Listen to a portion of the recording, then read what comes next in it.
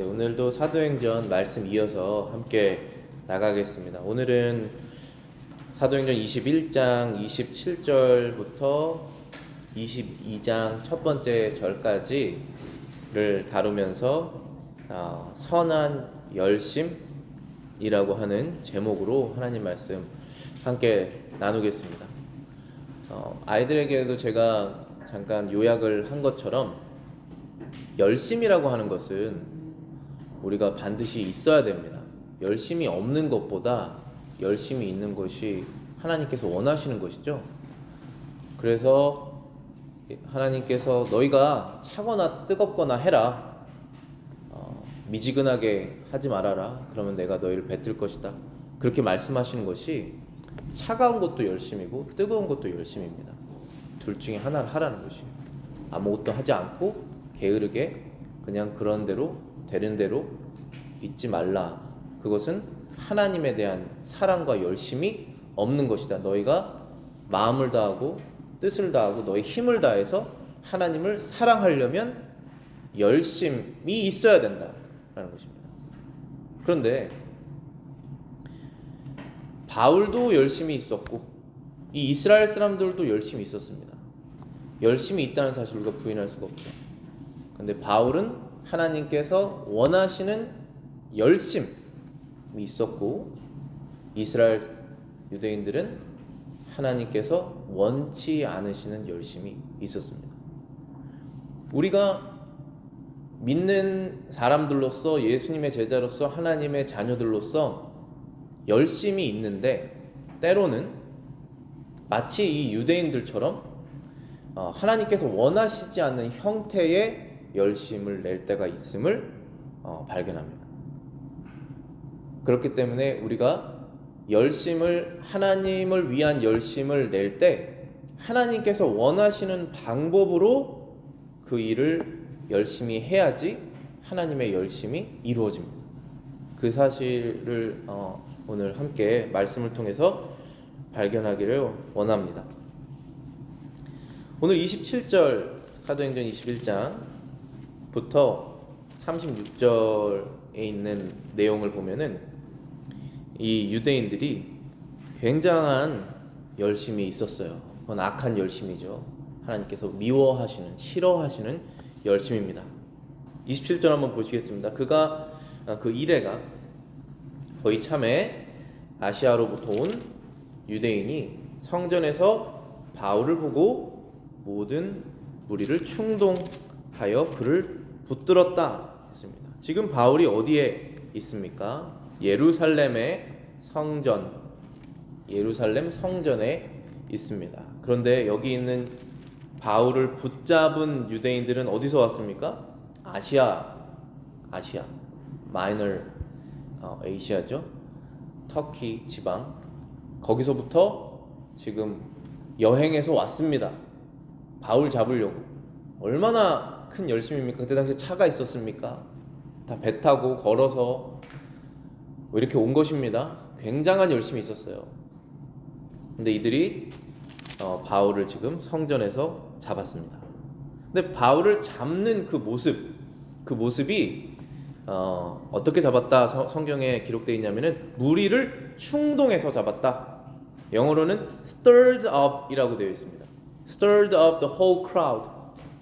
자, 이게 하나님은 이런 방식으로 일하지 않으세요. 하나님은 사람을 충동하게 하셔서 일하지 않으십니다. 이건 선동입니다. 선동은 사람들의 마음을 막 불일으켜서 뭔가를 하는 거예요. 하나님께서는 이렇게 일하시지 않습니다. 28절에 보시면은 외치되 이스라엘 사람들아 도우라. 이 사람은 각처에서 우리 백성과 율법과 이것을 회방하여 모든 사람을 가르치는 그 자인데 또 헬라인을 데리고 성전에 들어가서 이 거룩한 곳을 더럽게 하였다. 자, 이 사람들 굉장히 급합니다. 지금 도와달라고 그러는 거예요. 지금 Man of Israel help crying out. 도와라. 이스라엘 사람들아 모두 나와서 도와라. 지금 바울 한 명 잡으려고 온 이스라엘 사람들 다 막 소리쳐서 부르고 있습니다. 뭔가 엄청나게 큰일이 일어나는 것처럼 급하게 모든 사람을 불러서 이 바울 한 명을 잡으려고 모여 있다라는 것입니다. 성전을 더럽히는 자라고 말하고 있습니다. 이 사람은 성전을 더럽히는 자다. 헬라인을 데리고 거룩한 성전에 들어갔다. 성전에는 성전 뜰이 있고 성전 안에 건물이 있죠. 성전 뜰에는 이방인들이 들어올 수 있어요. 율법적으로도. 근데 성전 안에는 이방인들이 들어가면 안 됩니다. 그런데 이 사람들이 오해를 했죠. 지금 29절에 보시면은 저희가 전에 에베소 사람 드로비모가 바울과 함께 성내에 있었음을 보고 바울이 저를 성전에 데리고 들어간 줄로 생각함이로라 라고 누가가 이 사건을 해석해 주었습니다. 그러니까 거기에는 거짓이 있고 오해가 있고 급하고 충동이 있습니다. 이러한 방법으로 하나님께서 하나님의 일을 하시지 않습니다. 바울은 실제로 에베소 사람 드로비모와 함께 그 성전 뜰에는 있었지만 성전에 들어간 적은 없었습니다. 그런데 그것이 오해가 되어서 이러한 일이 또 일어나게 된 것이죠. 30절에 보면 이렇게 써 있습니다. 온 성이 소동하여 백성이 달려와 모여 바울을 잡아 성전 밖으로 끌고 나가더니 문들이 곧 닫히더라. 성이 소동했다, disturbed 되었다라고 했습니다. 온 성이 정신이 없고 지금 이 바울 한 명을 잡으려고 온 이스라엘 사람들이 나와 있는데 심지어 그렇게 많은 숫자의 사람이 바울 한 명 잡아서 이제 그렇게 하지 못하게 하면 되는 거 아니겠습니까? 만약에 성전을 더럽히는 행동을 했다면 성전 더럽히지 마라고 말하면 되는 것인데 지금은 바울을 죽이려고 한 상황이죠. 31절에 보시면은 저희가 그를 죽이려 할 때에 온 예루살렘에 요란하다는 소문이 군대 천부장에 들렸다. 바울을 죽이려고 했다는 것입니다. 왜 바울을 죽이려고 했을까요? 이들은 지금 바울이 신성 모독을 했다는 것입니다. 바울이 하나님의 성전을 더럽혔다라는 것입니다. 이 사람들이 지금 믿는 것은 너무나 확실한 것이에요. 바울은 깨끗한 것을 더럽게 하는 자이다 라고 생각한 것입니다. 그래서 그는 죽어야 된다. 죽는 것이 마땅하다. 근데 이 죽음, 바울이 이렇게 지금은 죽지 않지만 나중에는 순교당하지만 여기에서 이 모습을 보면 예수님께서 당하신 모습이랑 똑같죠. 예수님이 죄가 없으신 분이시잖아요.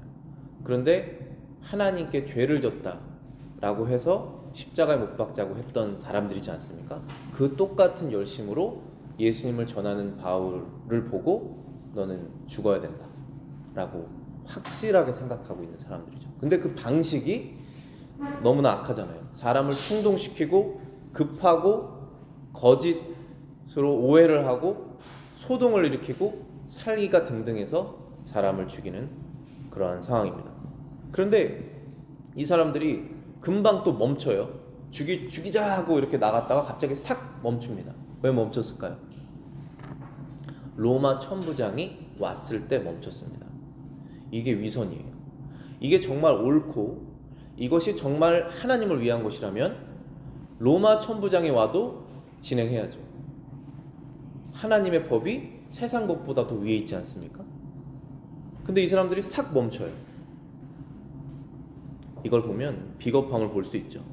32절에 보시면은 천부장이 급히 군사들과 백부장들을 거느리고 달려내려가니 저희가 천부장과 군사들을 보고 바울을 치기를 그치는지라. 이들은 지금 로마 정부를 존경하고 공경해서 멈춘 것이 아닙니다. 자신들이 피해를 당할까봐 멈춘 것이죠. 하나님의 일을 하는 열심에서는 이러한 모습이 보이면 안 되죠. 하나님의 일을 하는 열심에서는 하나님의 정부를 세상 정부를 공경하지만 세상 정부가 두려워서 어떤 일을 하는 것이 아닙니다. 바울이 말하는 그런 내용 로마서 13장 나중에도 나오겠지만 우리가 어떠한 일을 할 때 양심에 거슬려서 하나님 앞에서 양심에 거슬려서 그 일을 행하고 행하지 말아야지, 세상 정부가 두려워서 그것을 행하고 행하지 않는 것을 하지 말라라고 얘기하잖아요. 근데 지금 이 사람들은 하나님 앞에서 양심이 올바르지 않은 것이에요.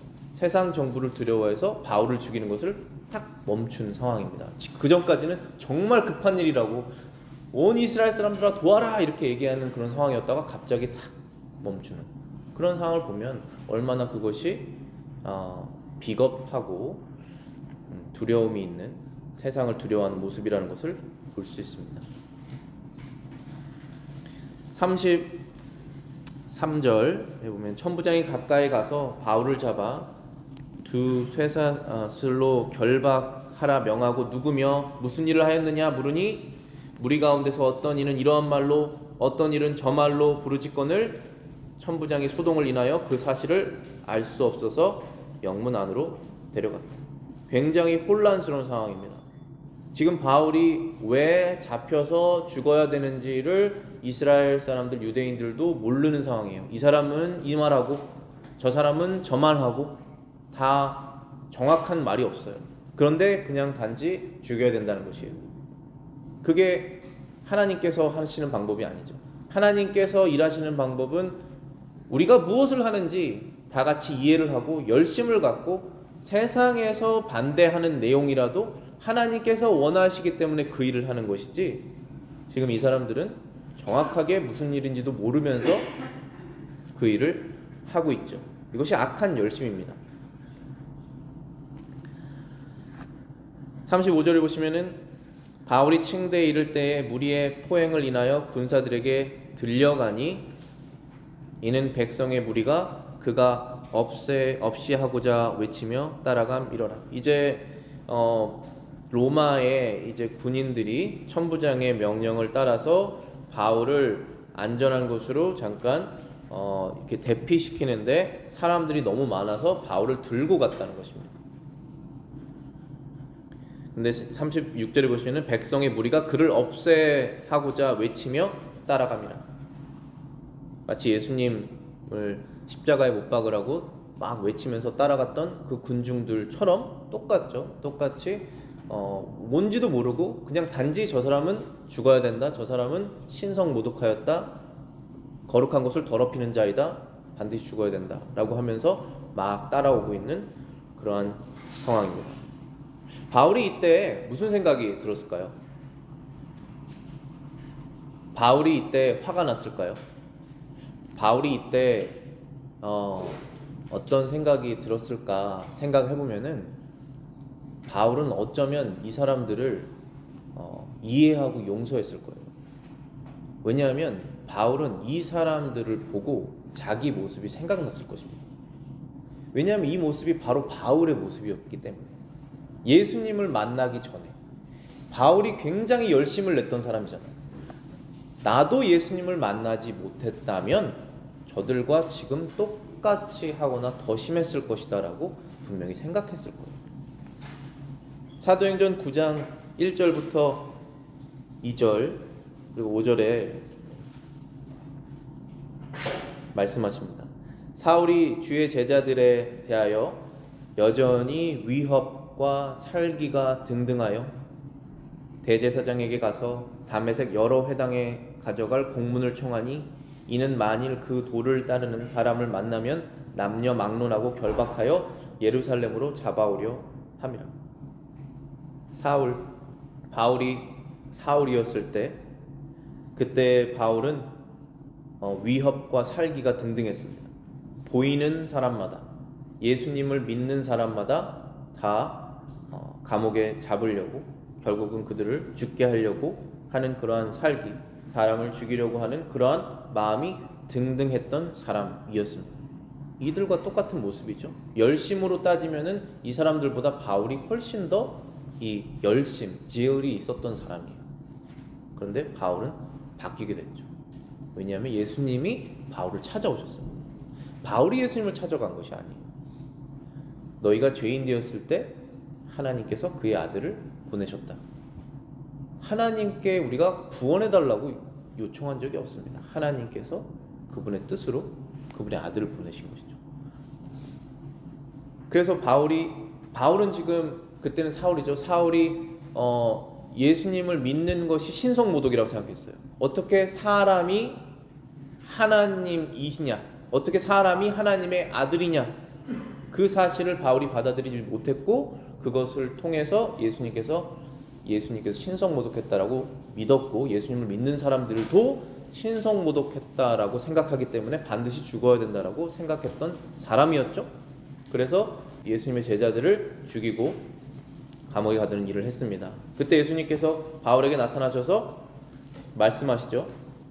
나타나셨죠. 그때 바울이 누구십니까? 라고 물었을 때 나는 네가 핍박하는 예수다 라고 말씀하셨죠. 그때 바울이 이제 깨닫게 된 것이에요.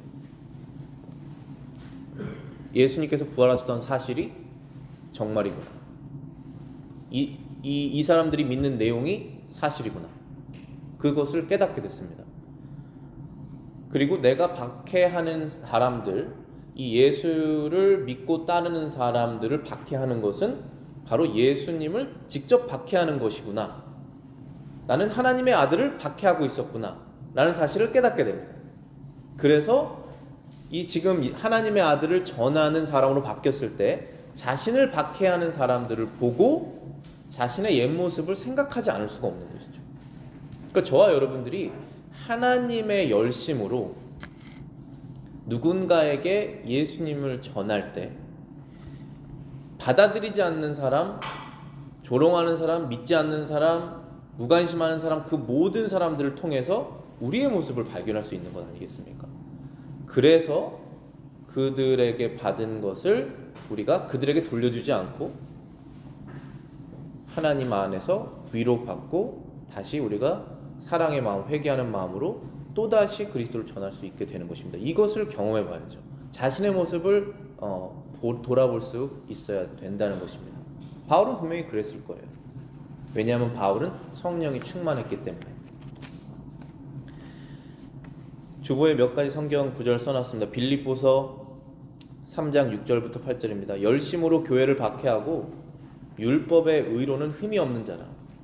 바울이 자신을 지금 설명하는 거예요. 내가 열심으로 말하면 당신들보다 훨씬 열심히 있었던 사람이다 라고 말하는 것이죠. 열심으로는 교회를 박해하고 율법의 의로는 흠이 없다. 내가 구약 성경의 율법 당신들보다 더 잘 지켰던 사람이다 라고 얘기를 하는 것이죠. 그러나 무엇이든지 내게 유익하던 것을 내가 그리스도를 위하여 다 해로 여길 뿐더러 또한 모든 것을 해로 여김은 내 주 예수 그리스도를 아는 지식이 가장 고상하기 때문이다. 예수 그리스도를 아는 그 지식과 그 믿음이 내가 그 전에 알고 있었던 것보다 훨씬 더 귀하다는 것을 나는 깨달았기 때문에 그러한 율법으로 하나님께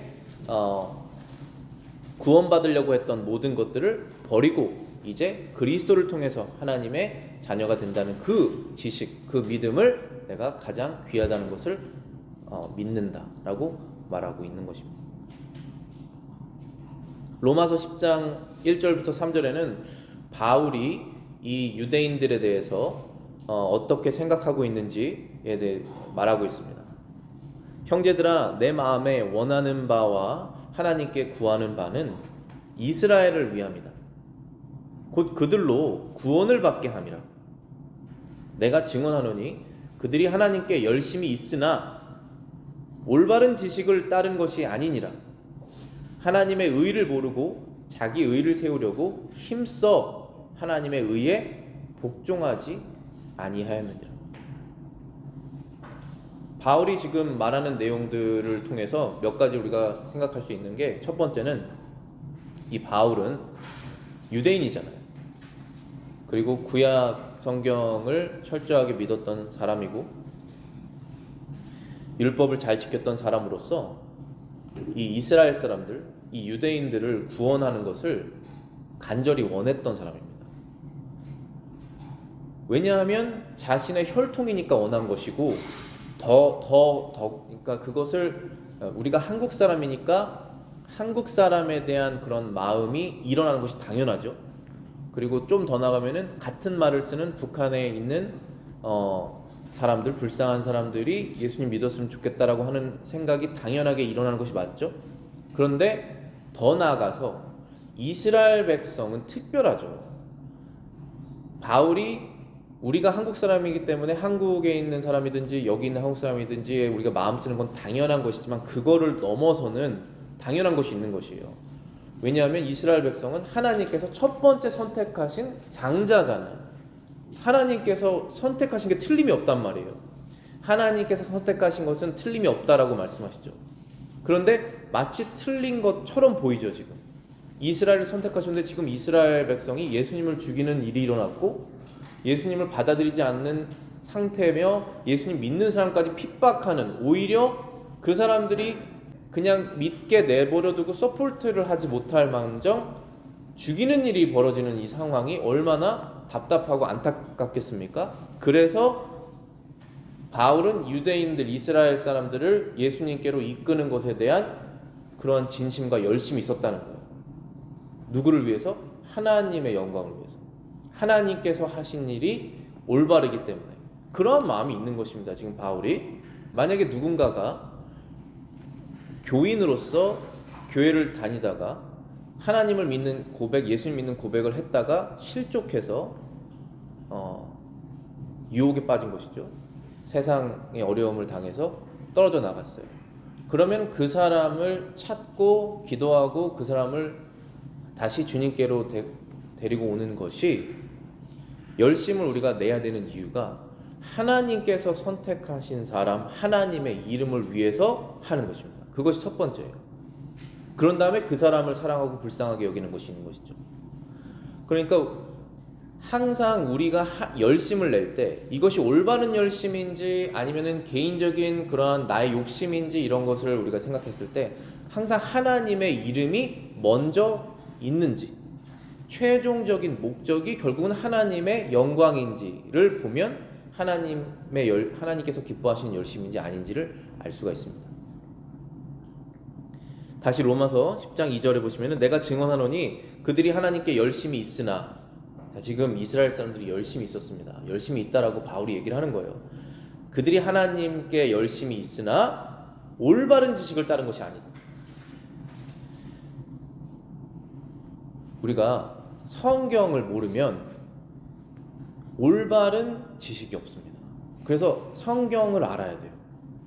그냥 나는 성경 이렇게 생각해, 이거 말고 정말 하나님의 말씀이 무슨 말씀을 하시는지, 그거를 expository라고 그러잖아요. 강해. 그 뜻은 여기서부터 나온다는 뜻이에요. 성경이 지금 말씀하시는 내용이 무엇인지를 아는 것이 중요하지, 성경이 이렇게 말씀하시는데 나는 이렇게 생각해라는 것이 중요하지 않습니다. 그것도 물론 우리가 삶에 적용할 땐 중요하지만 실제로 이 말씀이 지금 이 문맥상 뭐라고 하시는 건지가 아는 것이 중요한 것이에요. 그거를 몰랐을 때는 그냥 이런 말씀 하시는 건가 보다 하고 열심을 갖게 됐을 때는 하나님께서 원하시지 않는 반대적인 열심을 갖게 된다는 것이죠. 지금 유대인들이 그 열심을 갖고 있었다는 것이에요. 왜냐하면 이 사람들은 예수님을 모르잖아요. 예수님을 몰랐을 때는 올바른 지식이 생길 수가 없습니다. 그래서 이들이 하나님께 열심히 있으나 올바른 지식을 따른 것이 아니다. 자, 이게 가능할까? 생각해보면 유대인들을 보면 가능하다는 것이죠. 하나님께 열심히 있으나 올바른 지식이 없다. 그것은 신을 믿지만 예수님을 모른다는 것이죠. 참된 지식은 예수님 안에 있잖아요. 신은 믿지만 예수님을 모를 수 있을까요? 여기 있다고, 가능하다고 돼 있잖아요. 그게 유대인들이고 지금도 그렇게 하고 있고, 만약에 이슬람, 신은 믿지만 예수님 모르잖아요. 그러면은 앞에 보이는 이런 것들을 할 수밖에 없는 것이에요. 어떤 것이죠? 충동, 급함, 거짓, 소동, 살기, 비겁, 혼란, 군중심리, 이런 것들이 일어날 수밖에 없다는 것입니다. 그러나 예수님에 대한 지식이 생겼을 때, 그분을 믿게 됐을 때 하나님에 대한 열심이 올바른 형태의 열심이 나오게 되는 것이죠. 3절에 이렇게 말합니다. 하나님의 의를 모르고 자기 의를 세우려고 힘써 하나님의 의에 복종하지 않았다. 그냥 복종하지 않은 것도 아니고 힘써서 복종하지 않았다는 것입니다. 열심을 내서 하나님의 의에 복종하지 않았다. 여기서 말하는 하나님의 의는 무엇입니까? 예수님이시죠. 우리는 의가 없고 하나님의 의를 얻어서 구원을 받는 것이잖아요. 하나님의 의에 복종하지 않는, 이 의라는 것은 추상명사지 않습니까? 어디에 있습니까? 의가? 어떻게 복종해야지 의에 복종하는 것이죠, 우리가? 하나님의 의는 예수님이세요. 그 예수님께서 주시는 하나님의 의로서 우리는 의가 없지만 그 하나님의 의로 하나님께 너는 의인이다라고 인정받는 것이잖아요. 그래서 예수님께 우리가 복종하는 것 아니겠습니까? 그 하나님의 의에 힘써서 복종하지 않았습니다. 바울이 그런 상태였잖아요. 사울이. 그래서 사울이 아주 힘써서 예수님 믿는 사람들을 감옥에 잡으려고 했던 것입니다. 결국은 바울이 예수님께 복종하지 않은 것이죠. 그러다가 예수님께서 직접 찾아오셔서 이제 예수님을 복종할 뿐만 아니라 그분을 전하고 심지어 예수님의 이름을 위해서 죽임까지 당하는 사람으로 완전히 바뀌었죠.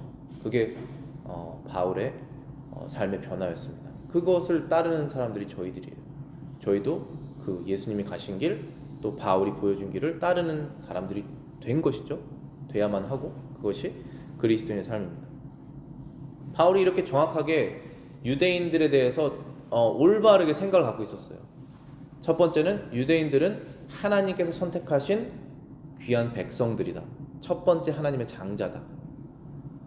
하나님의 영광을 위해서 이 사람들이 구원받아야 된다. 이게 바울의 첫 번째 믿음이었어요. 그게 사실이고 그것이 진리입니다. 지금도 하나님께서 이스라엘을 버리지 않으셨어요. 구약의 예언들이 실현될 것이에요. 마지막에는. 그리고 두 번째는 이스라엘 사람들은 지금 예수를 모르기 때문에 악한 열심을 내고 있는 것이다.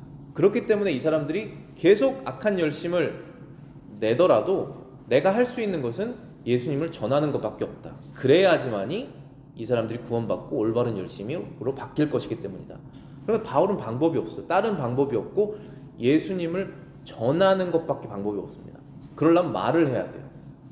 말을 해야 되는데 말을 못하게 하는 상황이 되니까 이제 말할 수 있는 상황으로 하나님께서 길을 열어주십니다. 그런데 바울이 그 사람들을 만약에 무시하는 마음, 그 사람들을 미워하는 마음이 있었으면 복음이 전해지지가 않아요. 근데 바울은 그 사람들을 무시하지 않았어요. 나도 너처럼 그랬었다. 예수님이 없었으면 나도 그랬을 것이라는 마음이 있었고, 그리고 그 사람들을 사랑하는 마음이 있었어요. 나도 구원받을 자격이 없었지만 구원받았다. 그래서 그들을 사랑하는 마음으로 말을 전하는 것이에요. 복음 전하는 것. 이것이 하나님께서 주시는 열심이에요. 이 열심은 사람이 만들어낼 수가 없어요. 이것은 자신의 죄를 깨닫고 예수님 안에서 구원받은 사람만이 가질 수 있는 열심이에요. 왜냐하면 그 경험을 해봤고 그것이 사실이라는 것을 알았기 때문에 그때부터 할 수 있습니다. 이것이. 물론 이러한 열심이 왔다 갔다 해요. 우리가 성령이 충만하지 않고 말씀이 충만하지 않기 때문에 화도 나고 막 성질도 내고, 앞에 유대인들이 보여줬던 거, 이런 것, 충동, 막 급하고 거짓, 오해 그 사람에 대해서 오해하고 소동 일으키고 살기, 안 믿으면 막 죽일 것 같이 막 살기, 내 말 안 들으면 막 싸우게 하고 그런 살기, 이런 것들, 그러다 또 비겁하고 군중 심리에 이렇게 군중에 쌓여있고 혼란스럽고, 이러한 하나님께서 미워하시는, 싫어하시는 모습들이 우리의 마음속에 있을 수 있습니다. 하나님을 위해서 무슨 일을 한다고 해도 그게 우리 남아있는 죄성이에요. 그럴 때마다 우리는 예수님의 모습을 기억하는 거예요. 십자가에서 죽으실 때 그 사람들을 위해서 기도하신 거, 그리고 바울이 지금 이 상황에서 어떻게 대처했는지 그런 것을 보면서 우리는 그걸 따르는 거예요. 자, 바울이 어떻게 했습니까? 이때 37절 보시면은 바울을 데리고 영문으로 들어가려고 할 때, 그때 바울이 천부장더러 이르되 내가 당신에게 말할 수 있느뇨 가로되 내가 헬라 말을 아느냐. 38절에 그러면 네가 이전에 난을 일으켜 4천의 자객을 거느리고 광야로 갔던 애굽인이 아니냐? 바울이 가로되 나는 유대인이라 소읍이 아닌 길리기아 다소성의 시민이니 청컨대 백성에게 말하기를 허락하라. 자, 지금 말이라고 하는 말이 2번 나왔는데 바울이 이제 복음을 전할 수 있는 기회를 만들어내려고 로마 천부장, 로마의 군대 대장에게 말을 걸은 거예요. 내가 당신과 잠깐 말할 수 있겠느냐? 내가 나쁜 사람 아니다. 내가 지금 로마를 전복시키려고 하는 사람도 아니고 이스라엘을 전복시키려고 하는 사람도 아니다. 내가 당신과 말할 수 있겠습니까? 이거죠. 이게 질서죠. 하나님의 일을 할 때는 우리는 질서를 따라야 돼요. 올바른 권위를 인정하면서 그 안에서 일해야 됩니다. 바울은 지금 이 로마 정부가 예수님을 죽인 정부라는 걸 알고 있어요. 그렇죠? 예수님께서 로마의 형틀 십자가에서 죽으셨잖아요. 그럼에도 불구하고 바울은 지금 로마 천부장의 권위에 공경을 보이면서 내가 당신과 얘기할 수 있는 기회가 있을 수 있겠습니까? 라고 질서 있게 말한 것이에요. 하나님의 일하시는 방법은 이런 것이에요. 내가 진리를 알고 있고 당신은 진리를 몰라. 나는 하나님의 나라의 시민이고 당신은 단지 이 세상의 로마 시민이야. 내가 당신보다 위야. 라는 식으로 대하지 않았다는 것이에요. 그 사실은 맞지만 하나님께서 이 로마 천부장에게 지금 이 이스라엘 예루살렘을 다스리라고 하는 권위를 주셨기 때문에 그 하나님을 공경해서 그렇게 하는 것입니다. 이게 올바른 하나님의 시민의 천국 시민의 세상을 대하는 방식이에요. 우리가 무식하게 하면 안 됩니다. 질서 없게 하면 안 돼요. 로마서 13장 1절부터 4절에 그렇게 말씀하시잖아요. 하나님께서 각 사람은 위에 있는 권세들에게 복종하라. 권세는 하나님으로부터 나지 않음이 없나니 모든 권세는 하나님께서 정하신 바라. 그러므로 권세를 거스리는 자는 하나님의 명을 거스름이니 거스르는 자들은 심판을 자취하리라. 다스리는 자들은 선한 일에 대하여 두려움이 되지 않고 악한 일에 대하여 되나니 내가 권세를 두려워하지 아니하려느냐? 선을 행하라. 그리하면 그에게 칭찬을 받으리라. 그는 하나님의 사역자가 되어 내게 선을 베푸는 자니라. 그러나 내가 악을 행하거든 두려워하라. 그가 공연히 칼을 가지지 아니하였으니 곧 하나님의 사역자가 되어 악을 행하는 자에게 진노하심을 따라 보응하는 자니라. 저희가 이 세상에 살면서 이 나라에 법이 없으면은 완전히 무법천지가 되기 때문에 법이 반드시 있어야 되는데 그리스도인들은 법이 무서워서 법을 지키는 사람이 되지 말라고 하는 거예요. 법을 갖고 있는 사람이 칼을 갖고 있습니다. 그것이 돈의 벌금이든 아니면 사형제도든 간에 권력을 갖고 있다는 것이에요. 그것이 무서워서 행동하지 말라는 것이에요. 하나님의 법이 그 세상 법보다 훨씬 더 도덕법적으로 완전하기 때문에 그 법을 따르는 사람들은 세상 법에 무서워할 필요가 뭐가 있느냐라고 말하는 것이죠. 그러면서 세상에 있는 권력자들이 믿지 않는 사람이라도 하나님께서 잠시 그들에게 권위를 주셨으니 그들을 공경해서 그 제도 안에서 하나님의 뜻을 이뤄라 라는 것입니다. 완전히 특별한 경우 제외하고는 그런 거예요 지금. 그래서 바울이 이 헬라인, 하나님의 백성도 아니고 하나님의 율법도 모르고 제사장도 모르고 성전도 관심 없는 이 사람에게 내가 당신과 잠깐 얘기할 수 있겠습니까? 라고 정중하게 부탁을 한 것입니다. 또 헬라말로. 그랬더니 그 사람이 네가 헬라말을 아느냐? 그러면서 이 천부장이 오해를 하고 있었죠. 너 저번에 사람들에게 분란 일으키고 선동시켜서 이스라엘 예루살렘에서 난을 일으키고 4,000명을 데리고 광야로 갔던 애굽 사람 아니었느냐? 라고 얘기를 하는 거예요. 아니죠. 바울은 이 사람이 아니죠. 근데 실제로 역사 가운데 이런 일이 일어났었어요. 요세푸스가 기록했다고 하더라고요. 그 내용을. 그러니까 어떠한 사람이 이단적인 사람이죠. 이단적인 사람이 사람들 선동해서 나 선지자다, 나 구약 선지자다, 애굽에서 나온 애굽 출신이라고 그러는 거예요. 지금 이 사람이 사람들 선동해서 4천 명 데리고 광야로 갔었던, 그래서 이스라엘에 분란 일으키고 광야에서 4천 명이 다시 뭘 했겠어요? 자기만의 군대 세웠을 거 아니겠어요? 그래서 로마 공격하려고 하고 막 그런 사람이 아니냐라고 한 것입니다. 그랬더니 바울이 나 아니다. 나는 로마 시민이고 그리고 유대인 출신이며 로마 시민이다. 그리고 다소라고 하는 도시에서 태어난 로마 시리즌을 갖고 있다. 이렇게 얘기를 한 것입니다. 그리고 이 천부장에게 말했죠. 내가 이 유대인 이스라엘 예루살렘 백성들에게 말할 수 있도록 허락해 주십시오라고 말했습니다. 그랬더니 이 로마 천부장이 허락해 줬어요. 이게 질서죠. 내가 진리를 알고 있고 당신은 진리를 몰라. 나는 하나님의 백성이고 당신은 하나님의 백성도 아니야 하고 막 할 수 없습니다. 우리가 세상에서 질서를 따라야 돼요. 그게 하나님께서 원하시는 거예요. 그게 하나님께서 하나님의 영광이 드러나는 방식입니다. 우리 크리스천들이 세상에 무식하게 행동하면 안 돼요. 하나님의 뜻이 무엇인지 발견해야 됩니다.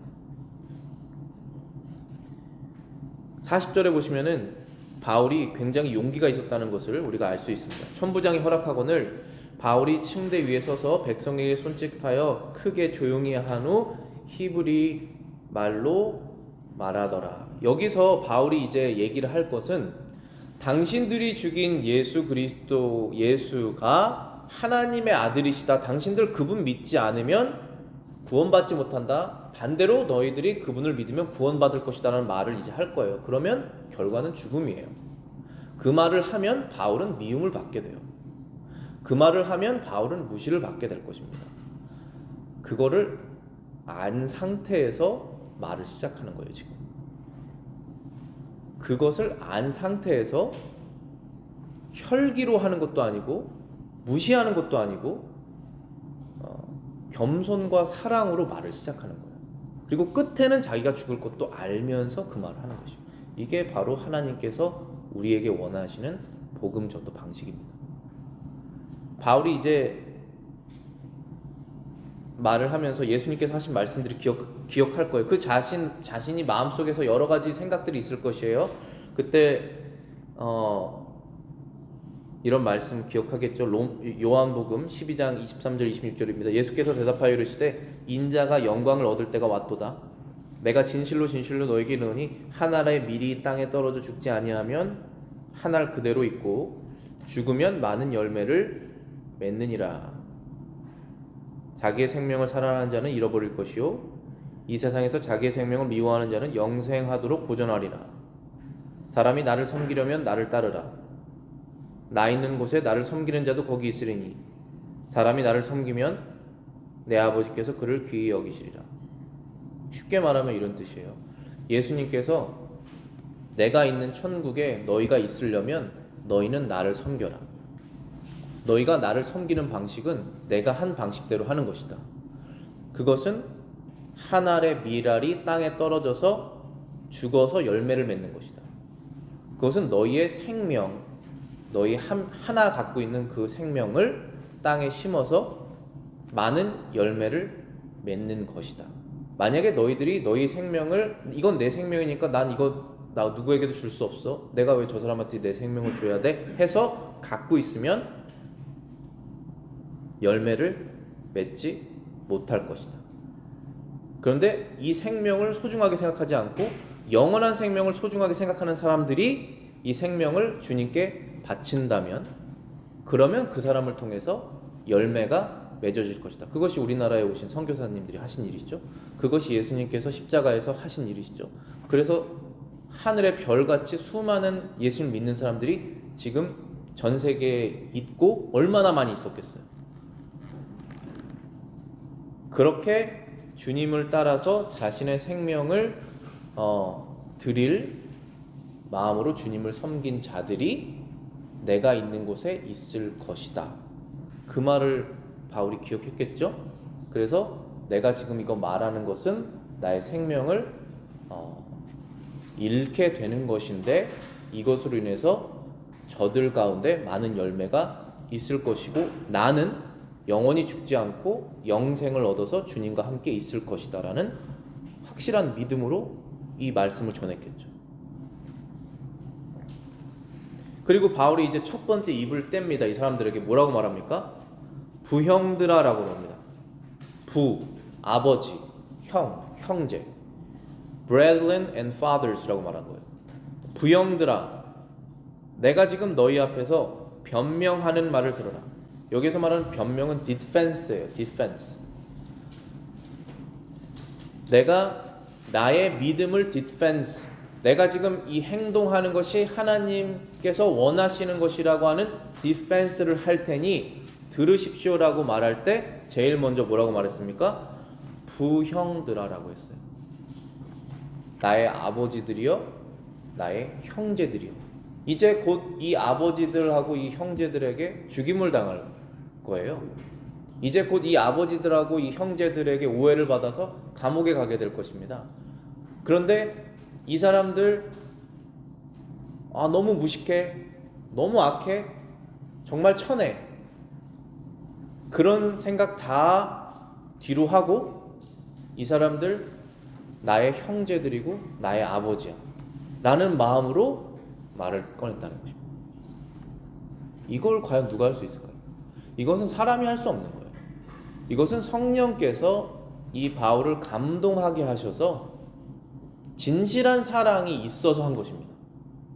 진실한 사랑은 우리가 정말 추구하기를 원하는 사랑인데 내가 완전히 빠져 있는 것이죠. 나의 유익이 완전히 빠져 있고 전적으로 100% 이 행동은 저 사람을 위해서 하는 것이야 라는 것이 사랑이잖아요. 그게 사람 안에 없다니까요. 반드시 사람이 하는 사랑은 내가 이것을 하면 나도 뭘 받을 거야 라는 것이 껴 있습니다. 그런데 바울은 지금 진실한 사랑이 생긴 거예요. 이 사랑은 하나님께 사랑을 받아보지 않고서는 생겨날 수가 없는 것이죠.